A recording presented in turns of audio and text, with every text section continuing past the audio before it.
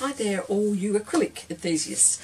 What I'm going to be doing is the same painting that I did for the pastel lesson, because I thought it would be interesting to see the differences between acrylic and pastel, especially if you're doing both, and how a painting done from the same reference can turn out quite differently in different mediums, different days, different moods. So here's the photo, and again, it's just an idea of a path. We're talking about pathways this month, so I'm going to use the same reference, but it will turn out differently.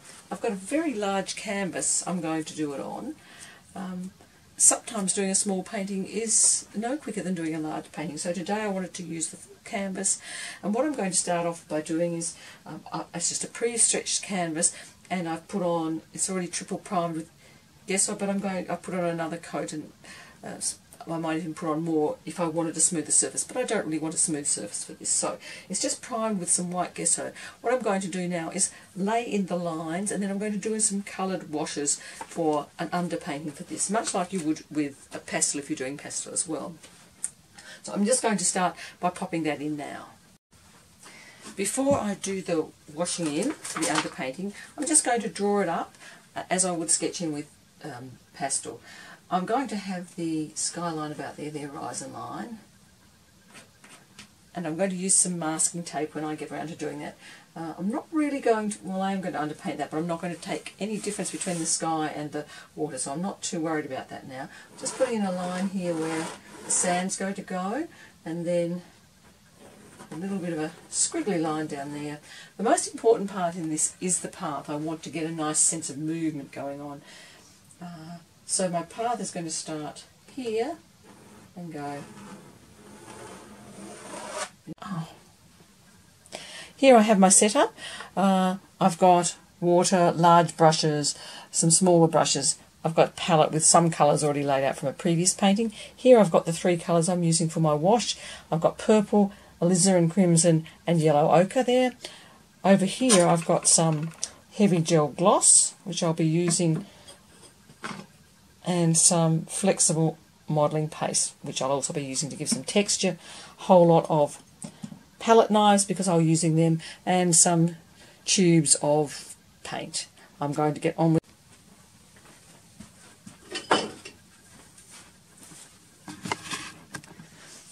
I'm just using a large flat brush for the washes, and I'll be mixing up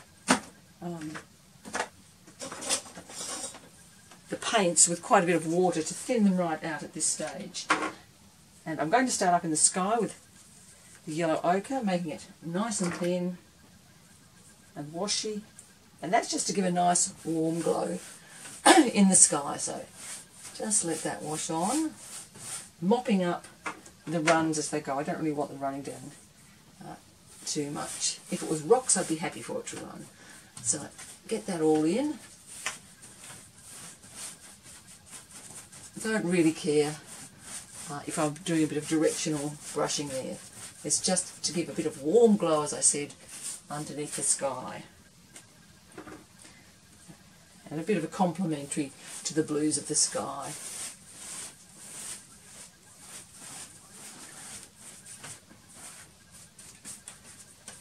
I'm going to carry that down into the sea. So that was my horizon line there. Sorry, my horizon line's there, and that's my beach line here. So just carrying that down. And then once I get down into the beach, it can still have a little bit, and I'm just going to take it through the path. Just a bit of an underpainting, so it's not quite so white.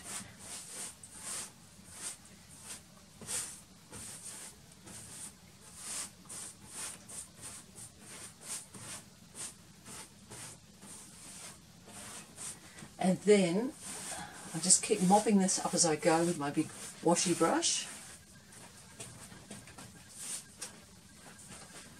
A little bit round the corners. Then I want to start bringing in the reds. I'm putting the reds in because there's going to be a lot of green going in here. So in this underpainting, I'm just wriggling around those, already getting in some sort of vegetation shape, so not too fussed about it.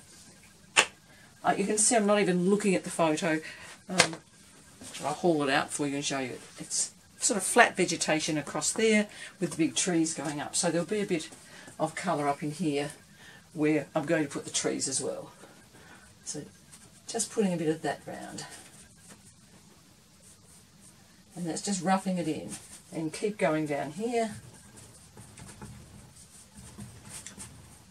Over on the other side, the vegetation's coming up here in a bit of a bush, so just popping that in there and establishing the main lines there. And you can see I've made my path go a little bit off centre there. Now, you could do a couple of different reeds here if you like, and I could easily put in some raw sienna as well. I'm going to put in a bit of purple. In fact, I'm just going to scrape up a bit of a yellow colour there as well, and dab that in a bit too at this stage, just to make the underpainting a bit more colourful. And you can see it's just dab, dab, dab in with a bit of purple in what's going to be the dark area. So this is going to be a bit darker, so I'm just putting a bit of purple in there now, and it's going to be quite dark down in this corner. So easy to get that in at the beginning just by taking a bit of this pure purple. I'm not worrying too much about the fact that I've mixed in a bit of the raw sienna with it as well. That'll be fine.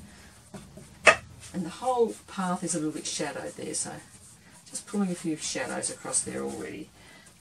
Then this side is quite dark again, so just getting those darks in and establishing a bit of a pattern coming up the page there.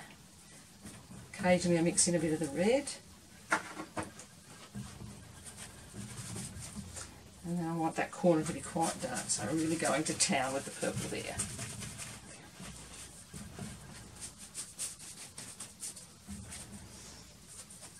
Then as I move up, just mixing in some more of the yellow colours as well. There's a little band across here that's going to have some light in it, so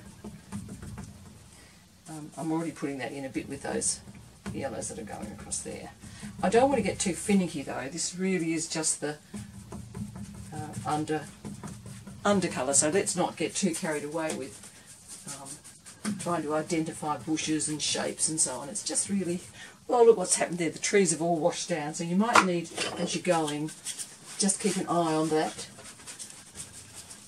I'm just mopping it up a little bit to keep the red more in the trees. You can always do this flat if you want to, avoid the runs. I don't mind the runs in the vegetation, they're just going to make it a bit more interesting. Here I'm just letting it go on a little bit thicker.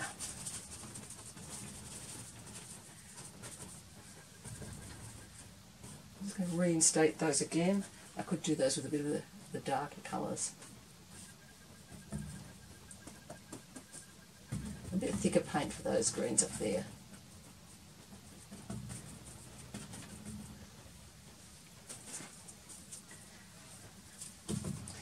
And it's just get that lot in now. And you can see it doesn't take long. And I'm trying to keep that general outline of the path in there because that was my visual pathway through the painting. I don't really want to lose that at this early stage. Now I'm just cleaning up around the edges there, making sure that's got a bit of underpainting on it as well.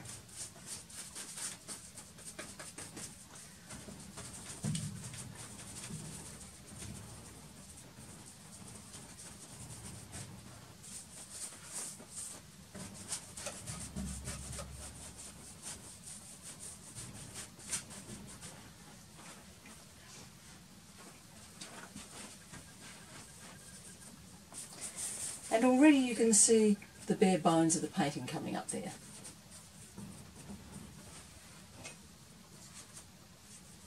Putting my brush straight into a little bit more red just to get some more red on there. And I think I'll go into some sienna-y kind of reds as well. Okay.